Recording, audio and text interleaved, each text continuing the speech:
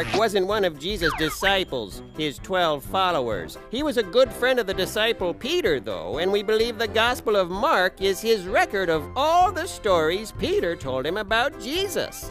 Now, Matthew was one of Jesus' disciples, and he wanted to add to the stories in Mark's book with more stuff that he remembered. 90% of Mark's stories show up in Matthew, plus stories about Jesus' birth and great teaching like the Sermon on the Mount. Then comes Luke. Luke was a very bright guy. We think he was a doctor who set about writing his gospel like he was a historian. He used about half of Mark's stories, but then talked to eyewitnesses and other people who had known Jesus to add even more.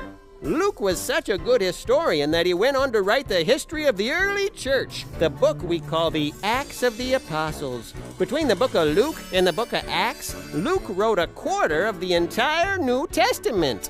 Wow, so there's a lot that's the same in Matthew, Mark, and Luke. That's why we call them the Synoptic Gospels. What's that mean?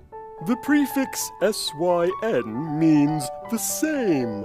Optic means to see, so synoptic means to see the same way. The three synoptic gospels see the life of Jesus the same way.